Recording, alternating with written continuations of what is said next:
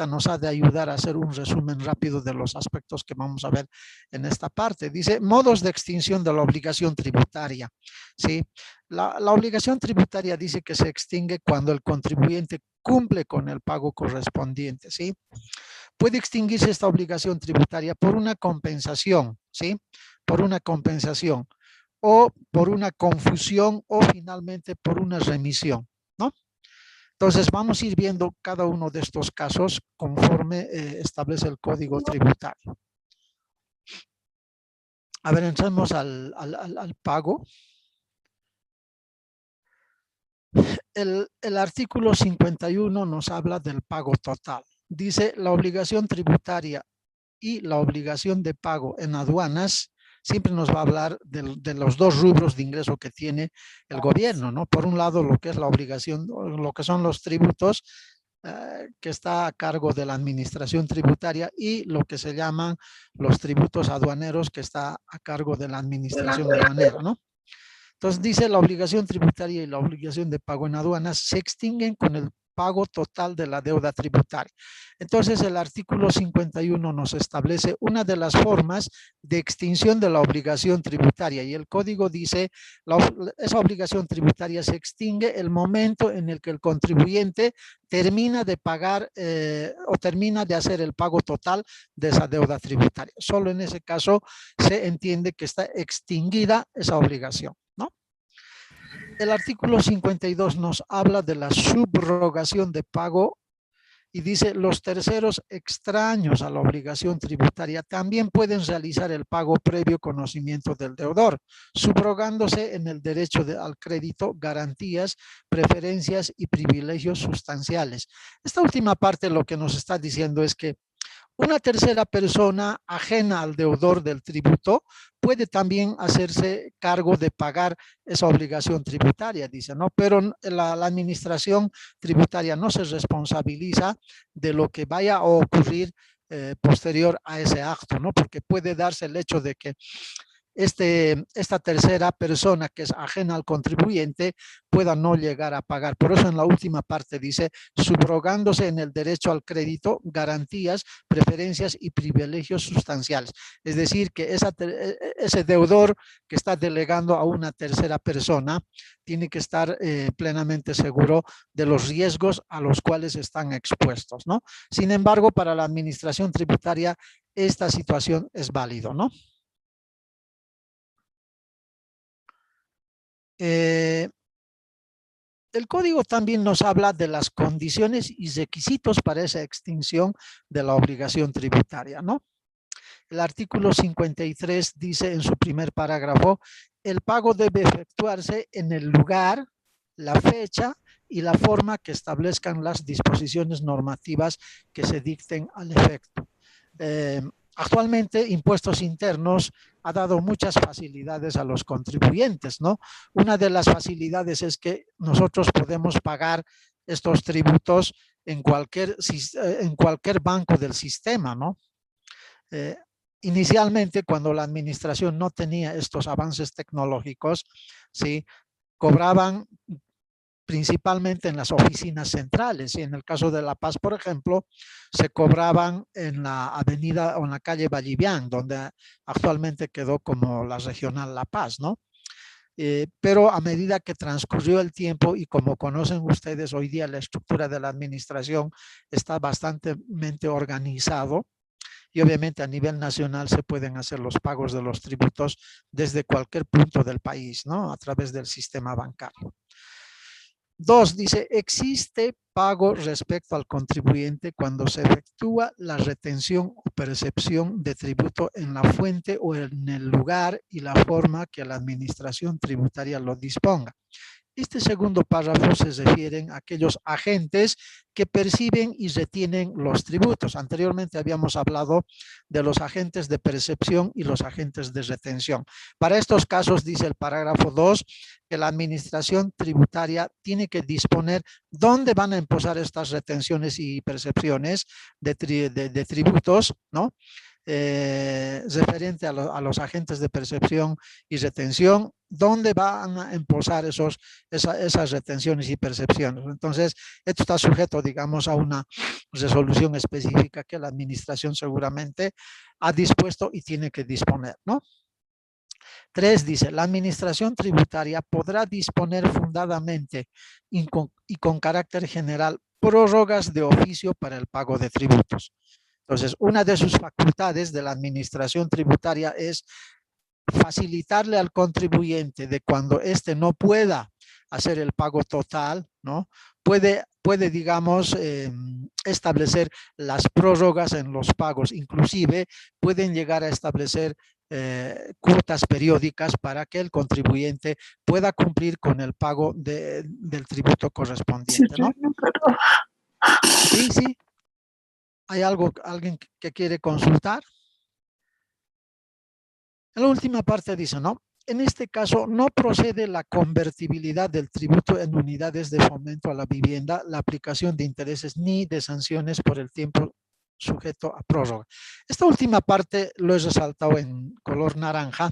Precisamente el ejercicio que habíamos hecho nos decía que la deuda tributaria tiene que ser convertido, dice, al día de pago en unidades de fomento, o tiene que ser calculado la deuda tributaria en unidades de fomento a la vivienda, ¿no?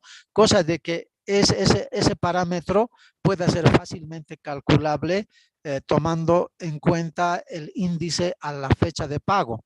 En cambio, cuando existe por cuenta de la administración las prórrogas otorgadas al contribuyente, ese tributo que tiene que pagar dice que no corresponde hacer la conversión en unidades de fomento a la vivienda, ¿sí? Es decir, si nosotros debemos 1,000, esos 1,000 se va a prorratear en 4 pagos, entonces en cada pago tendrá que cumplir con 250 bolivianos de empose en cualquier entidad financiera, ¿no? A eso se refiere el parágrafo 3. El parágrafo 4 dice, el pago de la deuda tributaria se acreditará o probará mediante certificación de pago en los originales de las declaraciones respectivas, los documentos bancarios de pago o las certificaciones expedidas por la administración tributaria. Esto es algo importante, ¿no? Porque cuando ocurren las fiscalizaciones, en esas fiscalizaciones obviamente nos van a pedir como sustento del cumplimiento del pago de los tributos el comprobante original que va a certificar que el contribuyente efectivamente ha cumplido con el pago de ese tributo, ¿no? Por eso dice, el pago de la deuda tributaria se acreditará o probará mediante certificación de pago en los originales de las declaraciones respectivas, dice, ¿no? Los documentos bancarios de pago o las certificaciones expedidas por la administración tributaria. Entonces, es importante conocer de estos elementos porque el fiscalizador o el auditor o el profesional que esté relacionado o esté involucrado al asesoramiento en el manejo de los tributos, obviamente tiene que conocer de todos estos aspectos, ¿no? Bien, sigamos. El artículo 55 nos habla de las facilidades de pago, ¿sí? El parágrafo 1 dice, la administración tributaria podrá conceder por una sola vez con carácter improrrogable facilidades para el pago de la deuda tributaria a solicitud expresa del contribuyente. En cualquier momento, inclusive estando iniciada la ejecución tributaria, en los casos y en la forma que reglamentariamente se determinen. Estas facilidades no procederán en ningún caso para retenciones y percepciones. Si las facilidades se solicitan antes del vencimiento para el pago del tributo, no habrá lugar a la aplicación de sanciones. Entonces, acá el parágrafo 1, cuando el artículo 55 se refiere a las facilidades de pago, nos está diciendo, ¿no?, que la administración tributaria tiene esa potestad de poder conceder por única vez a un contribuyente, ¿no?, las facilidades de pago, ¿sí?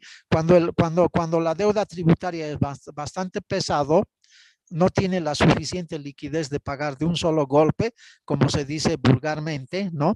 El contribuyente tiene el derecho de poder solicitar las facilidades de pago y la administración tributaria tiene la obligación de poder otorgar esa facilidad, pero por única vez, ¿no?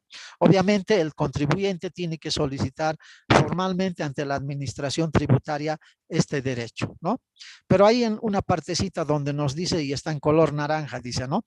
Estas facilidades no procederán en ningún caso para retenciones y percepciones. Nosotros analizábamos en algún momento que la administración tributaria delega a los agentes de percepción y a los agentes de retención, que por cuenta de la administración tributaria están obligadas unos a retener y otros a percibir.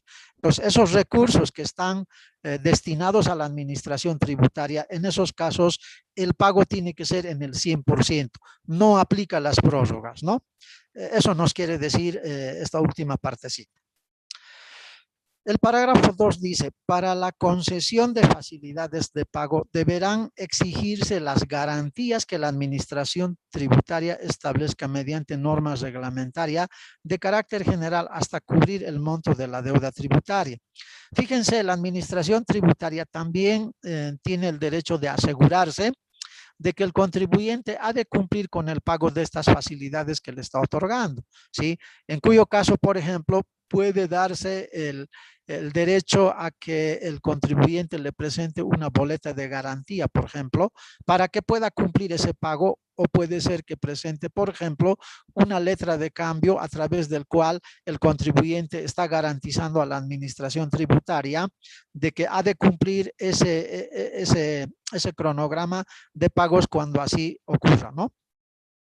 Dice en la última parte, el rechazo de las garantías por parte de la administración tributaria deberá ser fundamentado, ¿sí? O sea, en casos muy especiales seguramente la administración tributaria podrá rechazar esas garantías, pero tiene que estar debidamente fundamentado, dice, ¿no? Y el parágrafo 3 en las facilidades de pago dice, en caso de estar en curso la ejecución tributaria, la facilidad de pago tendrá efecto simplemente suspensivo, por cuanto el incumplimiento del pago en los términos definidos en normas reglamentarias dará lugar automáticamente a la ejecución de las medidas que correspondan adoptarse por la administración tributaria según sea el caso. ¿A qué se refiere esto? Dice, en caso de estar en curso de ejecución tributaria, la facilidad de pago tendrá efecto suspensivo, dice, ¿no? Es decir, si se está ejecutando una fiscalización y de pronto de pronto existe indicios de que el contribuyente tiene una deuda tributaria que probablemente tenga que pagar.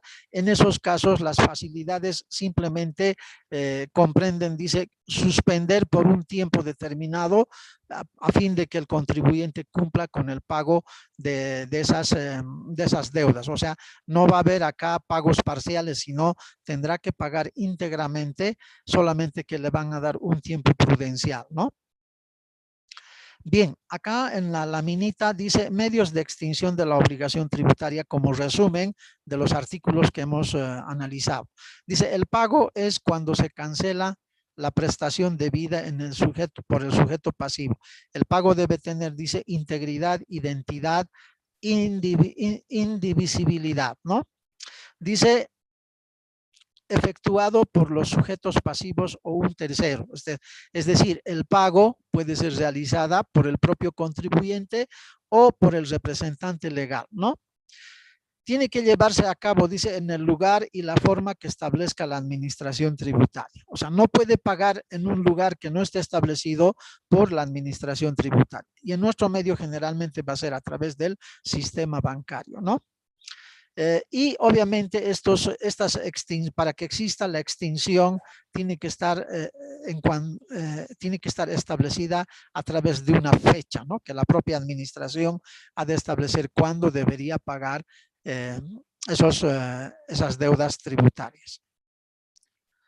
Bien, otra de las formas en las que existe la extinción de la obligación tributaria también es la compensación. La compensación, según el artículo 56, establece lo siguiente.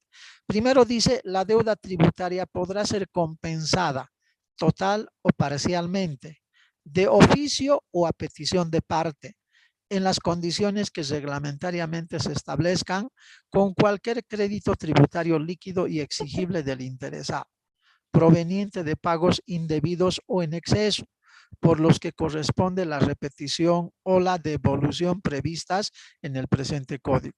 Este primer párrafo del artículo 56 nos está diciendo que en casos de que existan pagos en exceso, obviamente eso va a desencadenar en una compensación, porque el contribuyente en determinado momento, si ha ocurrido esta situación, va a tener que hacer un reclamo ante la administración tributaria y obviamente la administración tributaria no le va a devolver en efectivo, ¿no? Lo que le va a hacer es una compensación, para lo cual seguramente le va a entregar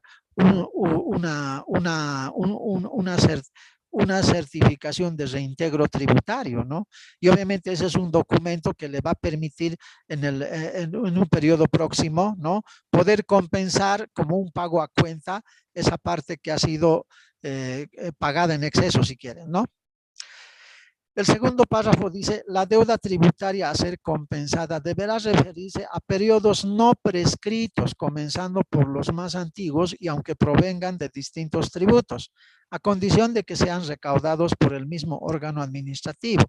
Iniciado el trámite de compensación, este deberá ser sustanciado y resuelto por la administración tributaria dentro del plazo máximo de 3 meses, bajo responsabilidad de los funcionarios encargados del mismo. A efecto del cálculo para la compensación, no causará ningún tipo de actualización sobre los débitos y créditos que se solicitan compensar desde el momento en que se inicie la misma. En este último párrafo de este artículo lo que nos está indicando es de que para poder llegar a la compensación, el contribuyente tiene que formalizar ante la administración tributaria, ¿no? Reclamando ese derecho al que tiene, y obviamente la administración tributaria dice que tiene un tiempo máximo de 3 meses para poder resolver este asunto, ¿no?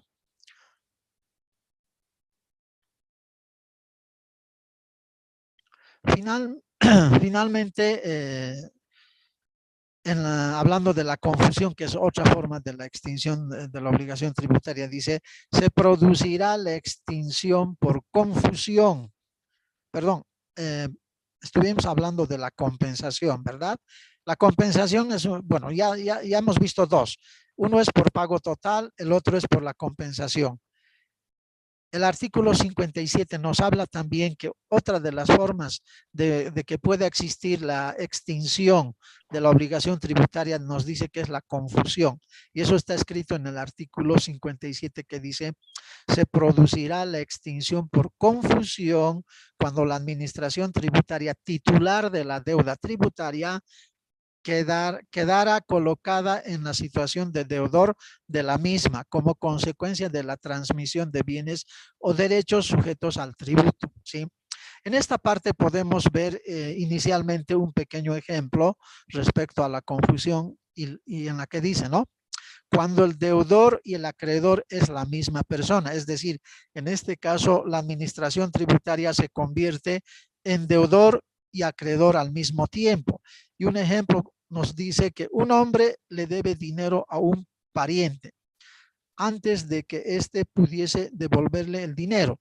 Dicho pariente fallece y él es el único heredero. En este caso, la figura del acreedor y del deudor se confunden y como son la misma persona, la obligación está extinta, dice, ¿no? Y a nivel del Estado, ¿qué ejemplo podemos tomar? Por ejemplo, cuando hacen, por ejemplo, las famosas expropiaciones de propiedades privadas, por un lado el Estado le tiene que indemnizar por el valor de la expropiación del bien inmueble, ¿sí? Y de pronto ese bien inmueble tiene deudas tributarias, por ejemplo, al propio Estado, ¿sí? Entonces, en este caso, la administración tributaria se convierte en deudor y acreedor. En esos casos dice que la obligación tributaria se extingue, ¿no? Claro, es obvio porque no se va a cobrar a sí mismo el Estado, ¿no? Entonces, en eso consiste la confusión del cual nos habla el artículo 57. Entonces, la confusión también es otra forma de poder extinguir la obligación tributaria. Otra forma de poder extinguir la obligación tributaria es la condonación, ¿no? La condonación. Dice, la deuda tributaria podrá condonarse parcial o totalmente solo en virtud de una ley dictada con alcance general en la cuantía y con los requisitos que en la misma se determine. Entonces, esto creo que ya es un aspecto muy bien conocido, ¿sí? Muchas veces han ha habido los famosos perdonazos y en esos perdonazos, obviamente, estamos hablando de la condonación. El Estado le ha de condonar al sujeto pasivo de que los tributos adeudados en un periodo determinado puedan ser perdonados si quieren para que no pueda pagar el contribuyente. Entonces, pero para esto dice el artículo 58, sí, el Estado tiene que emitir una ley. O sea, solo la ley puede determinar la condonación de una deuda tributaria hacia el beneficiario que son los contribuyentes, ¿no? Y ahí en la laminita le he puesto la figurita, dice, va a pagar los impuestos, ¿no? Y el otro le dice, no, vengo de una condonación de deuda. En resumen, la condonación desde el punto de vista del contribuyente llegaría a ser un beneficio, ¿no? Y en cambio para el Estado eso sería un déficit o una pérdida. Pero en todo caso el artículo 58 nos dice que para que exista la condonación necesariamente el Estado tiene que establecer a través de una ley la existencia de esa condonación o el perdonazo. Otra de las formas en la que se va a extinguir la obligación tributaria es la prescripción, ¿sí? El artículo 59 en su parágrafo 1 dice, las acciones de la administración tributaria prescribirán a los 8 años, ¿no? Uno dice, prescriben las tareas de controlar, las tareas de investigar, verificar, comprobar y fiscalizar tributos. O sea, pasados los 8 años, la administración tributaria no puede cumplir con estas tareas que el propio código le faculta, ¿no? O sea, no pueden fiscalizar, por ejemplo, no pueden revisar, no pueden investigar, no pueden hacer absolutamente nada si acaso el tiempo de 8 años ha transcurrido, ¿no? 2, determinar la deuda tributaria y 3, imponer sanciones administrativas. Entonces, este parágrafo 1 dice que vencidos los 8 años, la administración tributaria prácticamente no tiene ningún derecho a poder exigir información, poder fiscalizar, poder revisar menos, poder determinar la deuda y imponer sanciones, ¿no? El parágrafo 2 dice, el término de prescripción precedente se ampliará en 2 años adicionales cuando el sujeto pasivo o tercero responsable no cumpliera con la obligación de inscribirse en los registros pertinentes, se inscribiera en un régimen tributario diferente al que corresponde, incurra en delitos tributarios o realice operaciones comerciales y o financieras en países de baja o nula tributación. Estas son excepciones que se dan, ¿no? En cuyo caso la prescripción se aumenta en 2 años. Obviamente, en ese caso estaríamos hablando 10 años, ¿sí? De 10 años. Pero en condiciones normales, el artículo 59 hace referencia a los 8 años, ¿no? O sea, durante 8 años uno tiene que guardar la información para poder esperar una tarea de fiscalización, una tarea de investigación a cargo de la administración tributaria. Vencida ese tiempo, uno puede destruir, si quieren, esa documentación que se halla en poder del contribuyente. Ahora, acá hay una situación bien importante que quiero comentarles. Antes de la ley 812 que modifica el artículo 47, y en esta parte de la prescripción, ¿sí? Anteriormente el mismo artículo decía lo siguiente, y solamente a manera de que ustedes puedan escuchar de cuáles eran los tiempos, ¿sí? Actualmente decimos 8 años y punto, ¿no? Pero decía en el parágrafo 1, las acciones de la administración tributaria prescribirán a los 4 años en la gestión 2012, 5 años en la gestión 2013, 6 años en la gestión 2014, 7 años en la gestión 2015, 8 años en la gestión 2016, 9 años en la gestión 2017 y 10 años a partir de la gestión 2018. Entonces, si se darán de cuenta, había un rango de tiempos a los cuales debería estar sujeto el contribuyente, ¿sí? Entonces, la administración en este tiempo tenía el derecho, dice, de controlar, investigar, verificar, comprobar y fiscalizar los tributos.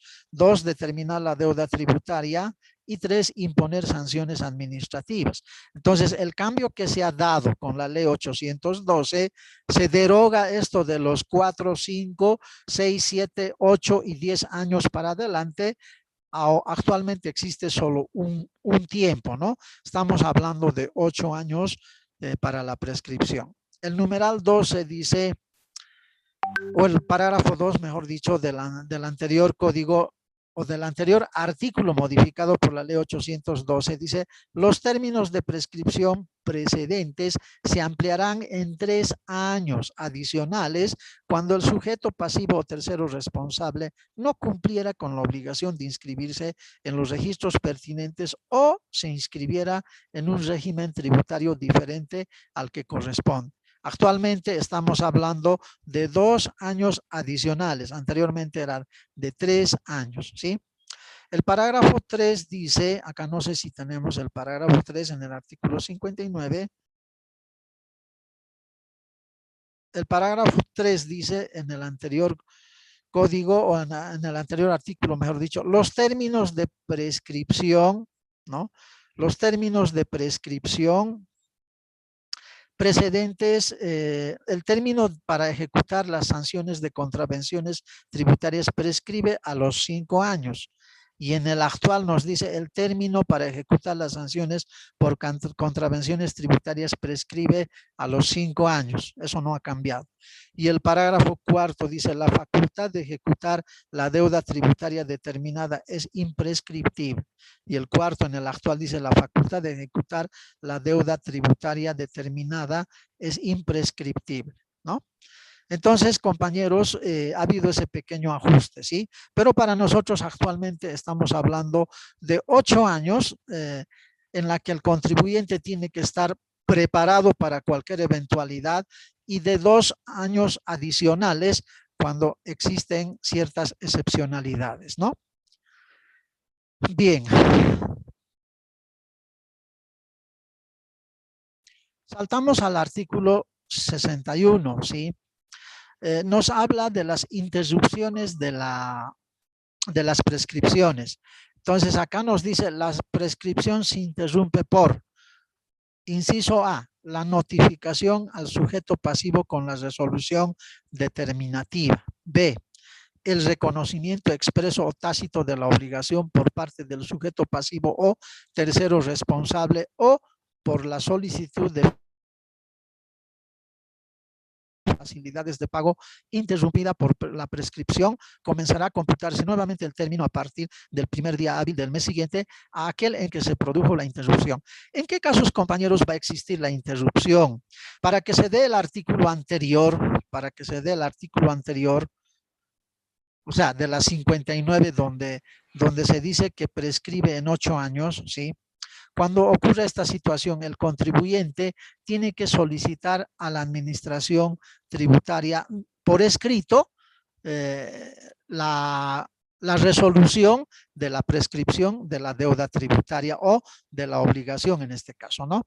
Si no ocurre eso, puede existir todavía que la administración en un primer momento le notifique al sujeto pasivo de que existe una deuda tributaria que tiene que pagar, para lo cual le va a entregar una resolución determinativa. O, en el segundo caso, dice, el reconocimiento expreso o tácito de la obligación por parte del sujeto pasivo o tercero responsable, ¿sí? O sea, si no ha solicitado el contribuyente formalmente a la administración tributaria la invocación de la prescripción, es obvio que puede caer en esta situación, ¿no?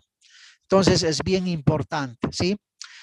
Es más, el artículo 5 del Decreto Supremo 27310, que es el decreto que reglamenta la ley 2492, dice: el sujeto pasivo o tercero responsable podrá solicitar la prescripción tanto en sede administrativa como judicial, inclusive en la etapa de ejecución tributaria. Entonces, imagínense lo importante que es conocer estos aspectos, ¿sí? Entonces, cuando sale un perdonazo, ¿sí? Lo que tienen que hacer los contribuyentes que tienen problemas por no haber pagado los tributos en su momento, tienen que solicitar a la administración tributaria la resolución de la invocación de la prescripción. Y obviamente la administración, mediante documento oficial o mediante resolución en este caso, le va a conceder ese beneficio, y a partir de ese momento no puede haber ningún tipo de intimación para el cobro de estas deudas tributarias, ¿no? Entonces, esto también es un aspecto muy importante. Otra de las formas de poder extinguir la obligación tributaria es la suspensión, ¿sí? Y eso está previsto en el artículo 62.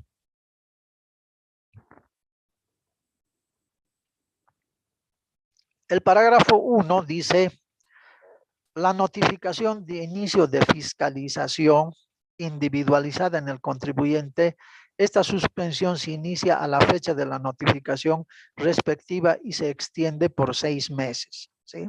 Entonces, puede ser que la administración tributaria pueda suspender esa prescripción, ¿sí? En caso de que el contribuyente no haya realizado los trámites pertinentes ante la administración tributaria, entonces la administración, por este artículo 62 del Código Tributario, puede suspender, ¿sí? El parágrafo 2 dice: la interposición de recursos administrativos o procesos judiciales por parte del contribuyente. La suspensión se inicia con la presentación de la petición o recurso y se extiende hasta la recepción formal del expediente por la administración tributaria para la ejecución del respectivo fallo. Entonces, estos son aspectos legales que se tienen que cumplir, ¿no? Según el artículo 62 para la suspensión de la prescripción, ¿no? Bien, el artículo 64, y acá viene el tema de las facultades de la administración tributaria, ¿no? Para que se acoja un contribuyente a la prescripción, por ejemplo, hemos dicho que la administración tributaria tiene que atender ese requerimiento. Y obviamente la administración tiene una de las facultades de poder emitir ciertas normativas. Y el artículo 64 establece que la administración tributaria, conforme a este código y leyes especiales, podrá dictar normas administrativas de carácter general a los efectos de la aplicación de las normas tributarias, las que no podrán modificar, ampliar o suprimir el alcance del tributo ni sus elementos constitutivos. Lo que está diciendo el artículo 64 es que la administración tributaria, para cumplir con sus funciones, tiene la facultad de poder emitir normativas, pero que éstas no afecten, dice, a los alcances del tributo ni sus elementos que conforman estos tributos, ¿sí? Desde ese punto de vista, la administración tributaria tiene la facultad de emitir 3 tipos de normativas, ¿sí? Por un lado es la de mayor jerarquía para la administración, son las resoluciones normativas de directorio, ¿sí? Ese es un elemento a través del cual la administración tributaria, por ejemplo, establece procedimientos administrativos para poder operativizar el manejo de los tributos. ¿Sí? Ustedes van a ver que en las diferentes resoluciones normativas existen procedimientos específicos respecto de cómo tienen que cumplir los contribuyentes con la forma de operativizar el pago de los tributos, ¿no? Es un procedimiento específico, en otras palabras, ¿no? También esta administración tiene la facultad de emitir una resolución administrativa. Por ejemplo, cuando nosotros solicitamos la invocación de la prescripción, seguramente que la administración tributaria emitirá una resolución administrativa en favor del contribuyente en la que va a determinar que se concede la prescripción solicitada por este contribuyente, ¿sí? Por otro lado, también la misma administración, dentro de sus facultades, también emite los famosos instructivos, las guías y manuales para que el contribuyente tenga una información más específica respecto a la forma de poder cumplir con las obligaciones tributarias, ¿no? Entonces, aprovechando la pirámide de Kelsen, más o menos esa sería la estructura de la emisión de normativas a los cuales tiene la facultad de la administración tributaria conforme a lo que establece el artículo 64 de este Código Tributario. El artículo 65 nos habla de la presunción de la legitimidad y nos dice: los actos de la administración tributaria, por estar sometidos a la ley, se presumen legítimos y serán ejecutivos salvo expresa declaración judicial en contrario emergente de los procesos de este código que este código establece. Acá lo que nos está queriendo decir el artículo 65 del código es que todos somos inocentes ante la ley mientras no nos demuestre lo contrario, ¿sí?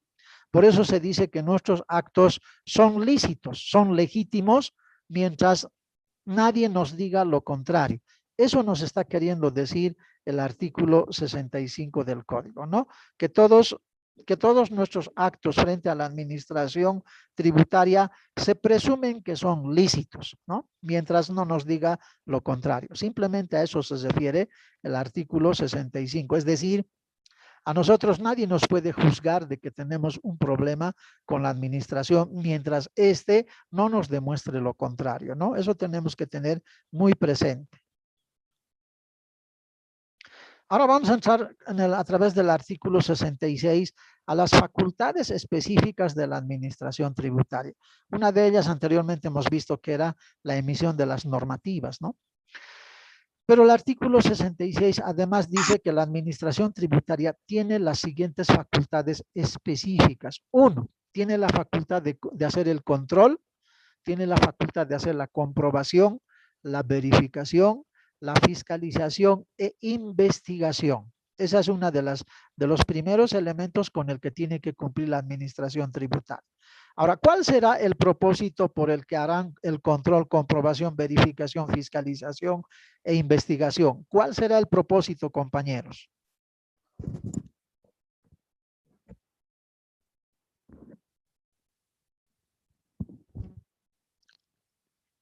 ¿Cuál será el propósito por el que la administración aplica este tipo de procedimientos? Porque el propio código así lo establece. ¿Qué buscará la administración tributaria de los contribuyentes? Recaudar. ¿Alguien decía algo, creo? ¿Qué es lo que pretende buscar? Recaudación de impuestos, licenciado. Sí, en alguna medida sí, pero lo que busca a través de estos procedimientos es si el contribuyente ha cumplido debidamente con lo que establece la ley respecto de sus obligaciones, ¿no? Porque en una fiscalización sabemos que puede salir una deuda tributaria como también puede salir un resultado a favor del contribuyente, o finalmente no puede ser ni la una ni la otra, ¿no? Entonces, en ese caso, habríamos corroborado que el contribuyente ha cumplido de acuerdo a lo que manda la ley. Entonces, lo único que busca la administración tributaria es que el contribuyente haya cumplido con la ley, ¿no? 2, determinación de tributos, ¿sí? Otra de sus facultades es la de determinar los tributos, ¿sí? Independientemente de que el sujeto pasivo determine los tributos, la administración tributaria también tiene la facultad de poder determinar esos tributos, ¿no? Otra de las facultades es la de recaudar, ¿sí? La de recaudar. Es una misión principal que le da el Estado a la administración tributaria, porque sabemos que la recaudación de los tributos sirve al Estado para poder darle sostenibilidad a los gastos del propio Estado, ¿no? 4, tiene la facultad de hacer el cálculo de la deuda tributaria. 5, ejecución de medios precautorios previa autorización de la autoridad competente establecida en este código. En esta parte, ¿no? La administración tributaria puede cumplir con ciertos procedimientos de orden legal. Por ejemplo, los famosos embargos, ¿sí? Pero para esto se tiene que cumplir procedimientos de acuerdo a la autoridad competente, ¿no? Luego tiene otra de las facultades que dice que es la ejecución tributaria. La ejecución tributaria simplemente es el hecho de un acto coercitivo que ejerce la administración para que el sujeto pasivo pueda cumplir con el pago de la deuda tributaria, ¿no? 7. También tiene la facultad la de conceder las prórrogas y las facilidades de pago que habíamos visto en un artículo anterior. 8. Revisión extraordinaria de actos administrativos conforme a lo establecido en el artículo 145 del presente código. No hemos llegado todavía a esa parte, pero vamos a ver que tiene otras condiciones bajo las cuales la administración tributaria puede hacer una revisión extraordinaria, ¿no? a un sujeto pasivo. Seguimos con las facultades de la administración tributaria. Otra de sus facultades es la de sancionar con las contravenciones, pero que estas no constituyan delitos, dice, ¿no? 10. Designación de sustitutos y responsables subsidiarios en los términos dispuestos por este código. ¿A qué se refiere a la designación de sustitutos y responsables subsidiarios? O sea, la administración tributaria tiene esa facultad de poder designar, ¿no? A los sustitutos. ¿Qué deberíamos entender por estos sustitutos?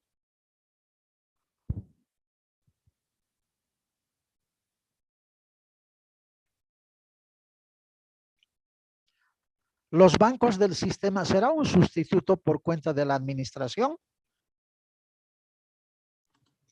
Sí, ¿no ve? ¿Por qué? Porque el banco, por cuenta de la administración tributaria, efectúa el cobro a los sujetos pasivos.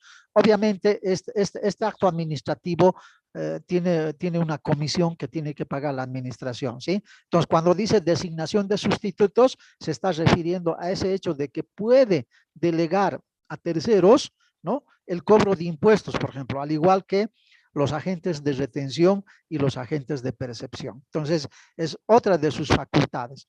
Y la última dice, aplicar los montos mínimos establecidos mediante decreto supremo, a partir de los cuales los pagos por la adquisición y venta de bienes y servicios deban ser respaldados por los contribuyentes y o responsables a través de documentos reconocidos por el sistema bancario y de intermediación financiera regulada por la Autoridad de Supervisión Financiera ASFI. La falta de respaldo mediante la documentación emitida por las referidas entidades hará presumir la inexistencia de la transacción para fines de liquidación de impuestos e implicará que el comprador no tendrá derecho al cómputo del crédito fiscal, así como la obligación del vendedor de liquidar el impuesto sin deducción del crédito fiscal alguno. Esta es una alerta, ¿no?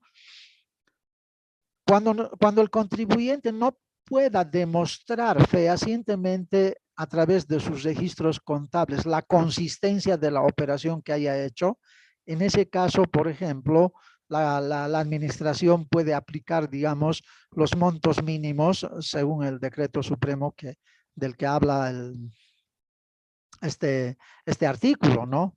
Entonces, esta es una recomendación para todos nosotros, porque muchos de nosotros seguramente vamos a realizar transacciones contables. Esas transacciones contables tendrán que estar sustentado con documentación fehaciente que demuestre una operación transparente, ¿no?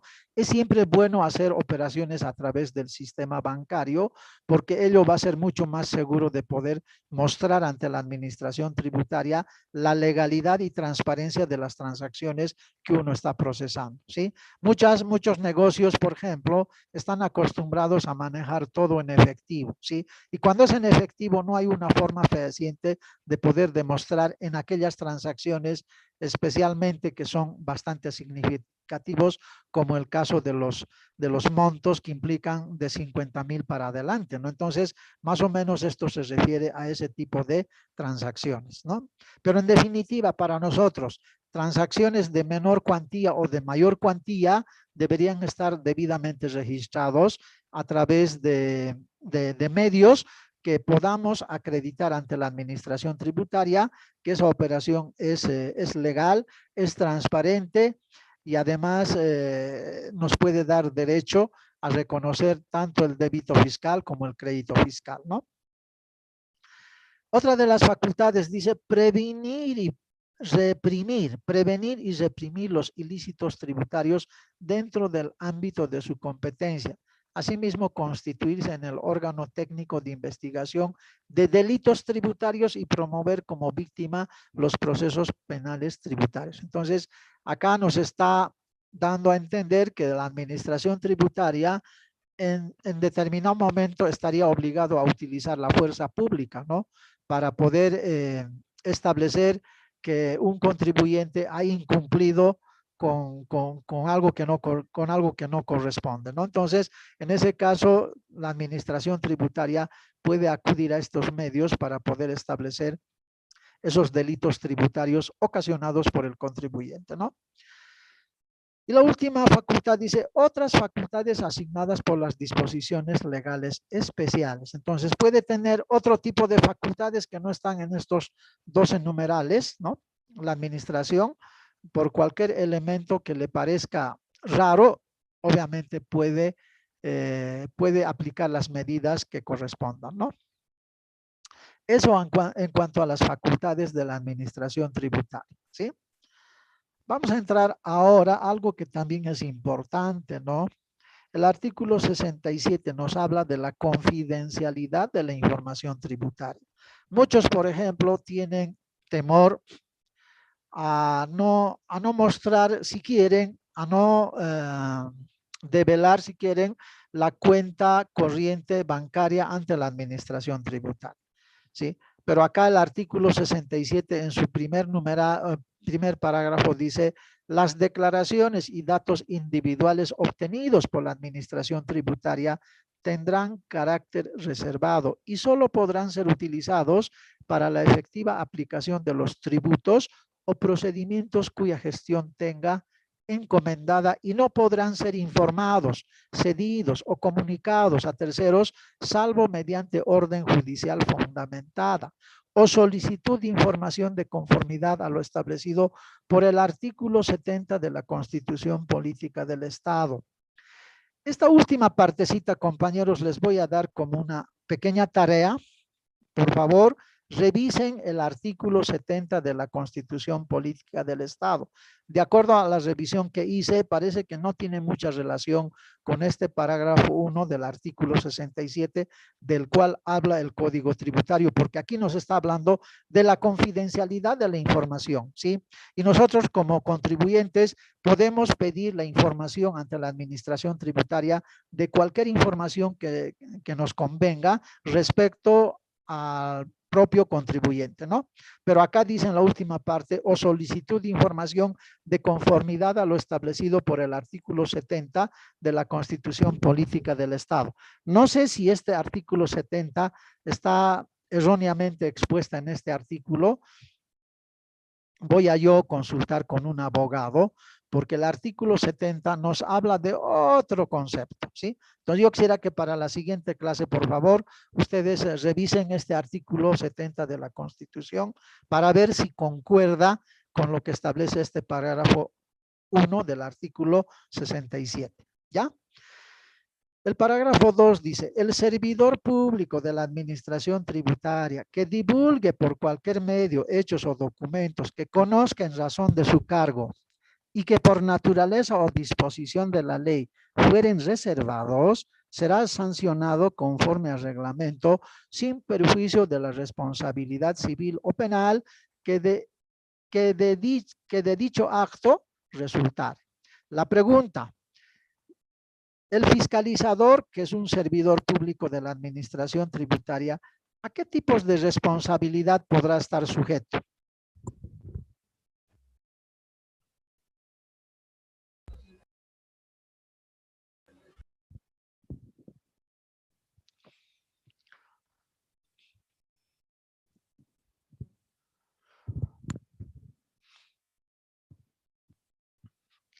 A ver, les escucho, compañeros. ¿A qué tipos de responsabilidad estará sujeto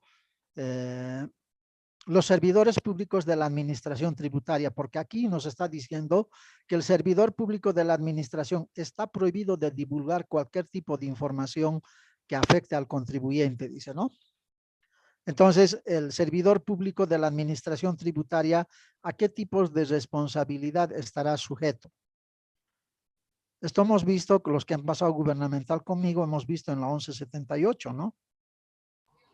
En tercer año se ha visto, en el capítulo 2, se ha visto la ley 1178 en resumen, ¿no?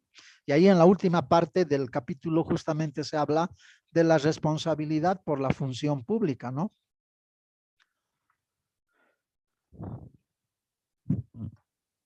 ¿Qué responsabilidades podrá aplicarse a los servidores públicos? Administrativa, Ya, Administrativa, está bien. Una es la administrativa, luego ejecutiva, ejecutiva, Civil y penal. Civil y civil y penal. penal. La civil y penal está escrito aquí en el parágrafo 2 de la presentación, ¿no? Entonces, cuando hay daño económico que afecte, obviamente va a ser sujeto de una responsabilidad civil, dice, ¿no? O penal, que va a ser con privación de libertad. Entonces, fíjense, compañeros, muchas veces un profesional sin conocer estos elementos puede tranquilamente, como se dice vulgarmente, meter la pata, ¿no? Entonces hay que cuidar muy bien estos aspectos, ¿sí? Entonces, a quienes van a ir a la administración tributaria a trabajar, porque yo sé que muchos de ustedes van a tener la suerte de trabajar en ella, pues tendrán que tener sumo cuidado en el manejo de la información, ¿no? Sigamos.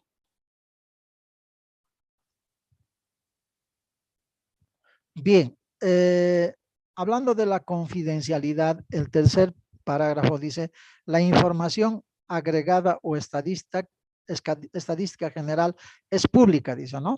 O sea, la información normal dice que puede ser de carácter público y como que entramos a la página web de impuestos internos y ahí tenemos mucha información que nos pueda servir, ¿no? Obviamente es información que no está relacionado a la información confidencial del contribuyente, ¿no? La información pública está ahí colgada en la página de impuestos internos, ¿no? Entonces aquí en la laminita les he puesto a ese servidor público que tiene que cesar, que tiene que estar con la boca cerrada, ¿no? Porque finalmente el hecho de divulgar algún tipo de información, eso le puede conllevar algún tipo de responsabilidad, ¿no? Bien, pasemos a al siguiente artículo. Así como la administración tiene las facultades para ejercer las acciones correspondientes, el contribuyente también tiene del otro lado los derechos como sujeto pasivo, ¿sí? Y eso nos establece el artículo 68 a través de sus diferentes numerales, ¿sí? El numeral 1 dice, a ser informado y asistido en el cumplimiento de sus obligaciones tributarias y en el ejercicio de sus derechos. Entonces, nosotros como contribuyentes podemos solicitar también a la administración la información que nosotros requiramos, ¿sí? No nos pueden negar la entrega de cualquier información que nosotros necesitemos porque es nuestro derecho, así lo establece el artículo 68. El numeral 2 dice, a que la administración tributaria resuelva expresamente las cuestiones planteadas en los procedimientos previstos por este código y disposiciones reglamentarias dentro de los plazos establecidos.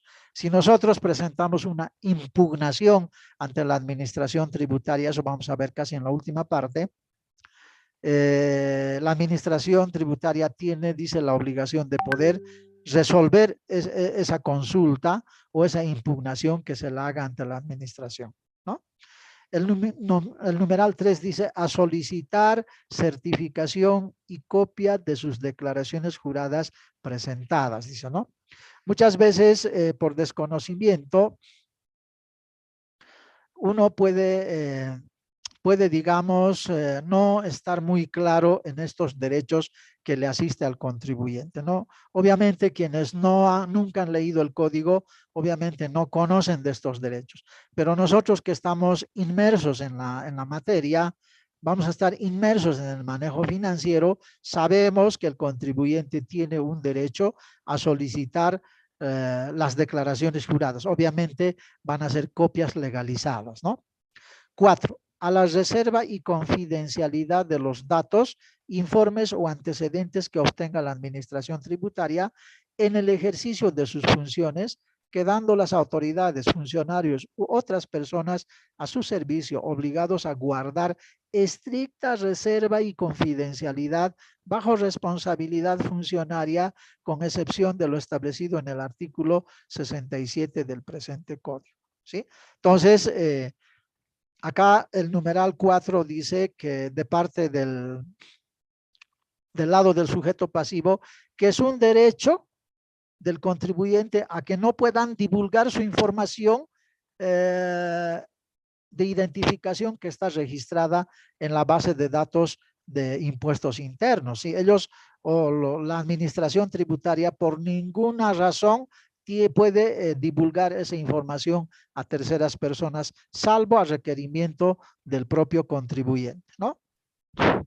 5, dice, a ser tratado con el debido respeto y consideración por el personal que desempeña funciones en la administración tributaria, ¿sí? Entonces, cuando uno visita impuestos internos, la atención tiene que ser como corresponde, ¿no ve?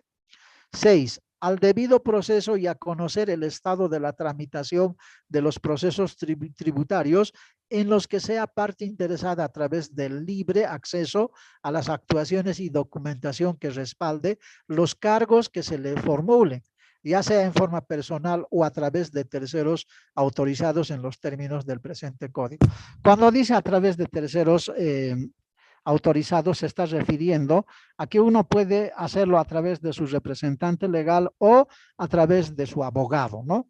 En esos casos, la administración tributaria también tiene la obligación de atender cualquier tema, ¿no? 7.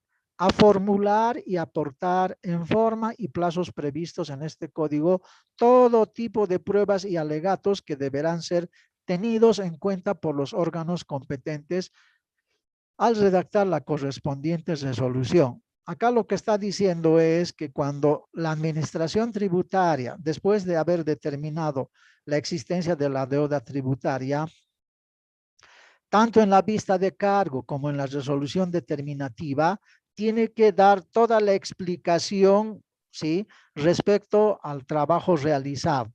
Es decir, cuáles son las razones por las que se encontró la existencia de la deuda tributaria y ese documento estará debidamente fundamentado para que al contribuyente le quede todo claro, ¿no? El numeral 8 dice, a ser informado al inicio y conclusión de la fiscalización tributaria acerca de la naturaleza y alcance de la misma, así como de sus derechos y obligaciones en el curso de tales actuaciones. Entonces, cuando un sujeto pasivo ha sido sometido a una fiscalización, el contribuyente tiene derecho de recibir la información, tanto al inicio como a la conclusión de la fiscalización. 9. A la acción de repetición conforme lo establece el presente código, ¿sí? ¿A qué se refiere esta acción de repetición? Si, por ejemplo, un sujeto pasivo, ¿sí?, tiene un representante legal y este representante legal no ha cumplido con el pago de las contribuciones, de los tributos, ¿sí?, si producto de una fiscalización tenga que volver a pagar el sujeto pasivo, ¿sí?, ese monto que tenga que pagar puede cobrar, dice, en resarcimiento al sujeto que ha cometido el error de no haber pagado por cuenta del sujeto pasivo. Entonces, por acción de repetición, le puede hacer el cobro del daño cometido u ocasionado por la persona quien debió cumplir con el pago de los tributos, ¿no? Y el numeral 10 dice, hacer oído o juzgado de conformidad a lo establecido en el artículo 16 de la Constitución Política del Estado. Todos tenemos derecho a ser juzgados conforme establece la Constitución, ¿no?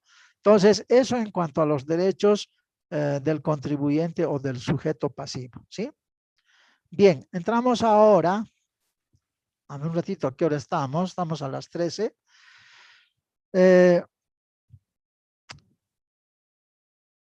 Vamos a quedar en el artículo 70 y luego vamos a revisar un poquito lo que les había comentado a inicios, ¿no? Vamos a ver la calculadora tributaria para sacar nuestras propias conclusiones, ¿sí? El artículo 70 habla de las obligaciones tributarias del sujeto pasivo.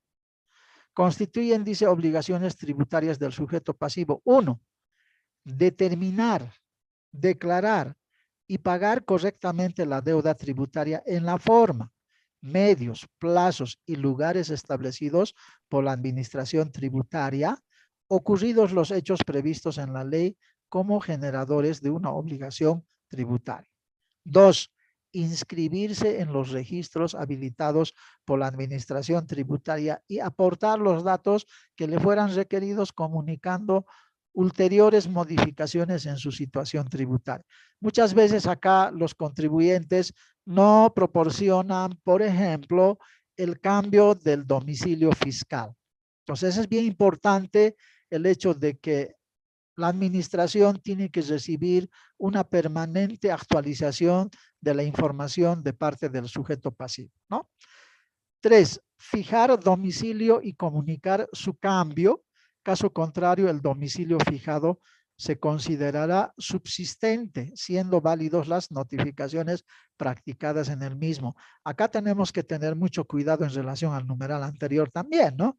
Cuando un sujeto pasivo cambia de domicilio fiscal, inmediatamente nosotros tenemos que dar el aviso correspondiente a la administración, porque si no lo hacemos, la administración por este numeral dice que puede tomar en cuenta como vigente la dirección anterior. Y obviamente las notificaciones que lleguen a esa dirección anterior en el tiempo permanecen vigentes para la administración.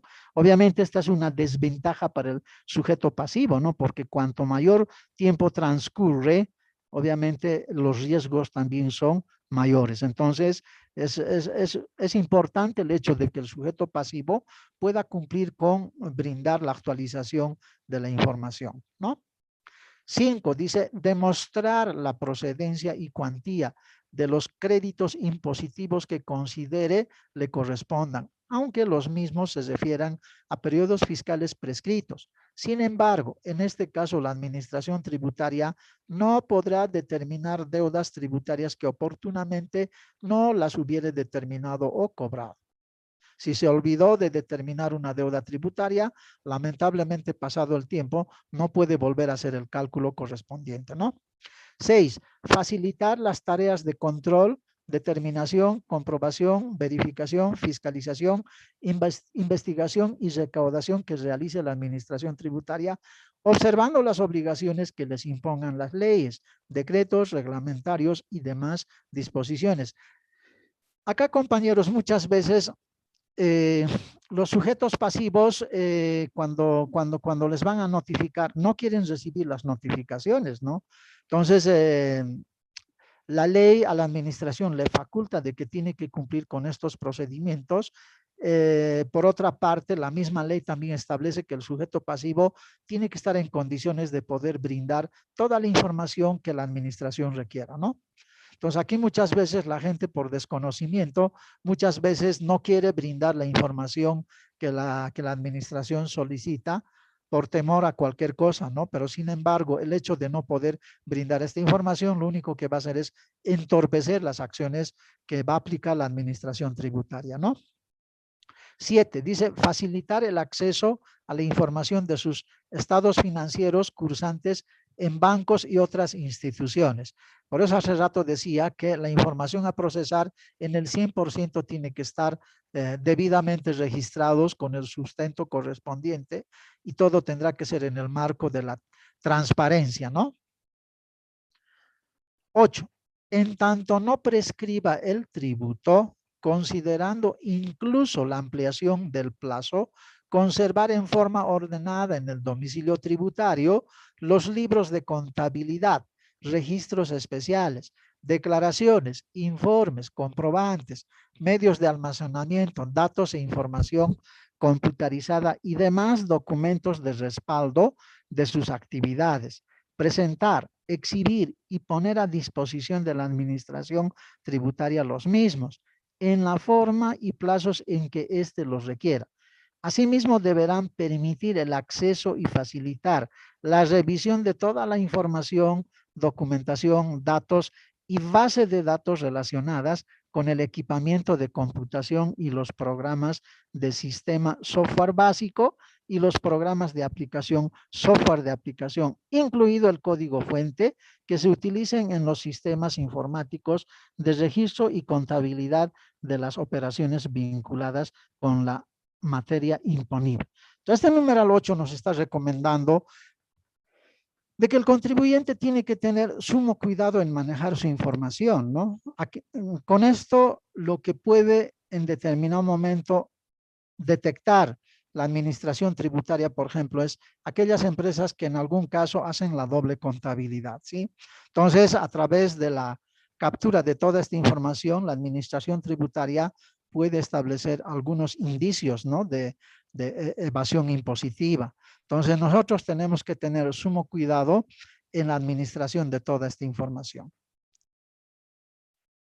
9. Permitir la utilización de programas y aplicaciones informáticas provistos por la administración tributaria en los equipos y recursos de computación que utilizarán, así como el libre acceso a la información contenida en la base de datos. Entonces, toda información procesada en el sistema tiene que estar abierto a la administración tributaria, ¿no?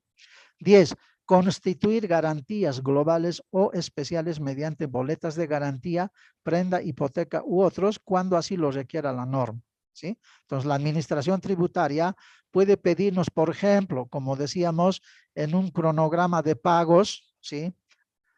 O en una facilidad de pagos, nos podría pedir algún tipo de garantía para que la administración se asegure de que el contribuyente va a cumplir conforme el compromiso que está formalizando, ¿no?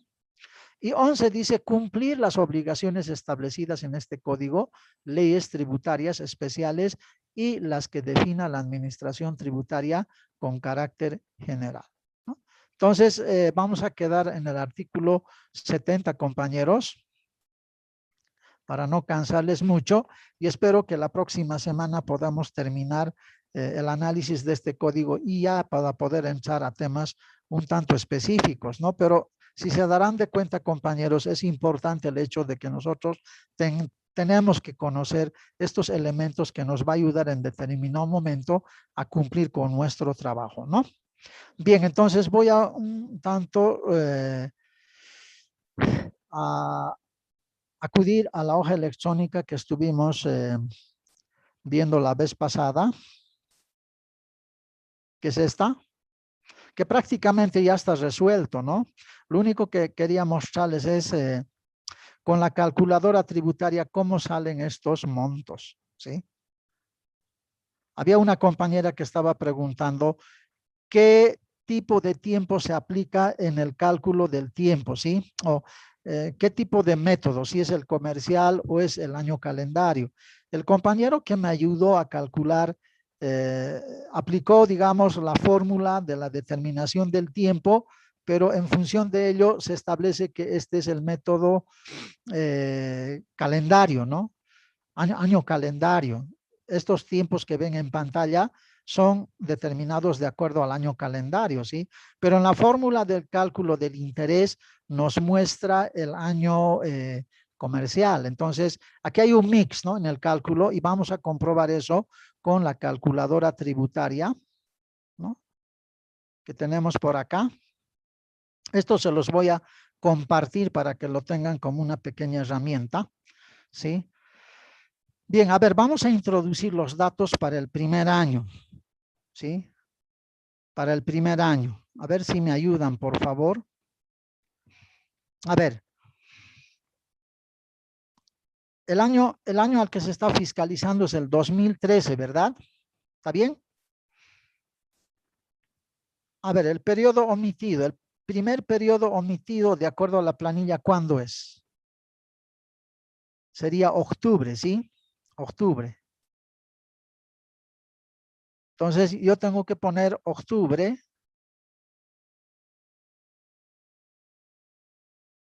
Esta es una persona, es una empresa de carácter unipersonal, ¿no? El tipo de actividad, vamos a asumir que es comercial. Presentación fuera de plazo, no. Fecha de vencimiento. Vamos a ver cuál era la fecha de vencimiento para el mes de octubre. Era el 18 de noviembre del 2013. Si está bien, y aquí dice 20 de abril del 2017, que es la fecha de, ¿cómo se llama? La fecha de la fiscalización, y en la calculadora dice fecha de pago. Fíjense, los días en mora nos ha sacado 1.249 bolivianos, y en la planilla nosotros habíamos calculado también 1.249 de días de mora. ¿Sí? Bien, desde ese punto de vista, el interés que hemos identificado era del 4%, ¿sí? La UFB a la fecha de vencimiento era de 1,8843, que eso está también acá por si acaso. Es una tablita donde se va alimentando día a día las UFBs para efectos de cálculo, y a la fecha de pago es 2,1966, ¿no? Y producto de las operaciones que hace el sistema, el mantenimiento de valor es de 435 y el interés es de 456, ¿sí? Si vemos en la planillita, seguramente que está la misma información, 435 y los 456 de interés si hacemos el redondeo, ¿no? Si hacemos el redondeo con 0 decimales, va a ser exactamente de 456, ¿no? ¿Están de acuerdo, compañeros? Sí. Ya, Sí, entonces Sí. como una primera conclusión, el artículo 47 nos da un parámetro en la fórmula donde el tiempo está sobre la base de 360 días, que es año comercial, ¿sí?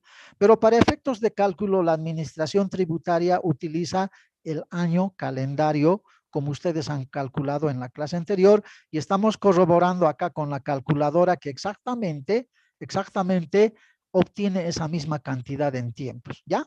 Entonces, compañeros, dicho esa aclaración, porque el resto es casi repetitivo, ¿sí? Es repetitivo y exactamente se va a obtener las mismas cifras, ¿ya? Entonces, se los voy a mandar ahora esta hoja electrónica como un primer antecedente de un ejercicio que hicimos.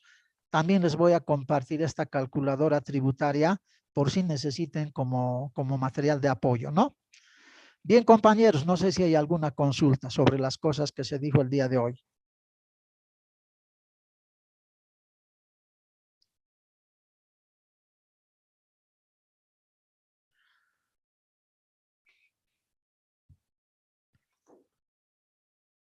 Nada, compañeros, voy a dejar de compartir y vamos a llamar la lista, ¿ya? Como no hay ninguna consulta, entonces voy a dejar de compartir el material. Vamos a cerrar el aula y llamamos lista. No se olviden de revisar el artículo 70 del Código de la Constitución para ver si encaja en el artículo que hemos dado la lectura, ¿no? Para ver si tiene relación o a lo mejor hay alguna discrepancia, ¿sí? Bien, por favor, atiendan a la lista, ¿sí? Acahuana Chalco Betsabe. Presente, licenciado. Ya. Adubiri Mamani Carol. Presente, licenciado. Alarcón Gutiérrez Gaby. Presente, licenciado. Amaru Takachira Jenny. Presente, licenciado. Amaru Takachira, Jenny. Está bien. Ancasi Quilla Eva. Presente, licenciado. Argandoña Rodas Dayana. Presente, licenciado. Ya. Aspitambo Lisset. No está. Aberanga Copaja Ever. Presente, licenciado. Ya. Baltasar Ramos Franco. Ya no pasa clases. Barrantes Chambi Clara. Presente, licenciado. Barrio Nuevo Condori Ivana. Presente, licenciado. Bautista Choqueribe Betsabe. Presente, licenciado Bautista. Bravo Sarsuri Rocío. Bravo Gutiérrez Salvador. Presente, licenciado. Ya. Cacasaca Trujillo Sofía. Presente, licenciado. Ya. Kawaya Sonco Mónica. Presente, licenciado. Calatayud Guarachi Magila. Presente, licenciado. Ya. Calderón Paye Eliana. Presente, licenciado. Calle Choque Alejandro. Calle Quispe Ana. Calle Nina Grimet. Calle Nina Grimet, presente, licenciado. Ya. Calle Choque Helen. Presente, licenciado. Ya. Calizaya Condori Lady. Presente, licenciado. Calizaya Aliaga Helen. Presente, licenciado. Candia Morales Juan David. Presente, licenciado. Ya. Casas Mercado Gabriela. Presente, licenciado. Castillo Fernández Isabel. Presente, licenciado. Castillo Apaza Estefani. Presente, licenciado. Chacón Conde Limbert. Choque Apaza Danitza. Presente, licenciado. Choque Guachalla Elvis. Presente, licenciado. Choque Tarqui Verónica. Chuquimia Kisbert Brian. Presente, licenciado. Chura Paredes David. Presente, licenciado. Chura Calizaya Edith. Presente, licenciado. Chura Limachi Gustavo. Presente, licenciado. Condori Mariscal Gustavo. Presente, licenciado. Condori Yufra Miguel. Presente, licenciado. Ya. Cortés Cutipa Lucy. Presente, lice. Cuba Calle Gabriela. Presente, licenciado. Escobar Cosme Janet. Presente, licenciado. Ya. Espejo Vega Tito. Fernández Prado Celeste. Presente, licenciado. Fernández Meneses Daniel. Ya no pasa clases. Fernández Durán Alejandra. Presente, licenciado. Ya. Flores Quispe Grover. Tampoco asiste. Flores Aruquipa Yasmila. Presente, licenciado. Ya. Gutiérrez Sardinas Catherine. Presente, licenciado. Ya. Gutiérrez Marca Ronald. Presente, licenciado. Ya. Hernández Cala Rosicela. Hernández, presente, licenciado. Ya. Hualpara Choque Delcy. Presente, licenciado. Ya. Vamos con Huanca Machaca Mariela. Presente, licenciado. Juaniquina Kelali Daniela. Presente, licenciado. Ya. Laura Marca Melinda. Presente, licenciado. Lenz Fernández Kenneth. Presente, licenciado. López Rodríguez Edith. Presente, licenciado López. Ya. Mamani Segales Cristian. Presente, licenciado. Mamani Aruquipa Gary. Presente, licenciado. Ya. Mamani Quispe Griselda. Presente, licenciado. Mamani Rivera Griselda. Presente, licenciado. Mamani Flores Helen. Presente, licenciado. Mamani Dávalos Jorge. Mamani Laura María. Presente, licenciado. Mamani Quispe Mercedes. Presente, licenciado. Mamani Limachi Verónica. Presente, licenciado. Mamani Conde William. Presente, licenciado. Mamani Patsy Wilson. Presente, licenciado. Mamani Aro Magalí. Presente, licenciado. Mamani Pairumani Carlos. Presente, licenciado. Marca Guanaco Jorge Luis. Presente, licenciado. Márquez Chalco Brian. Presente, licenciado. Medrano Santa Cruz Carla. Presente, licenciado. Mendoza Quispe Álvaro. Presente, licenciado. Mendoza Tito Luis. Presente, licenciado. Mendoza Mamani María. Presente, licenciado. Ojeda Zapana Benita. Presente, licenciado. Pacheco Ticona Silvana. Está. Presente, licenciado. Ya. Paqui Chuquimia Rudy. Ya no viene. Paredes Ramos Camila. Presente, licenciado. Pati Calle Fabiana. Presente, licenciado. Pati. Ya. Persona Chávez Jocelyn. Presente, licenciado. Ya. Pilco Pérez Silvia. Presente, licenciado. Pineda Valdivia Anabel. Presente, licenciado. Poma Mamani José Luis. Kelali Orihuela Nelly. Presente, licenciado. Yana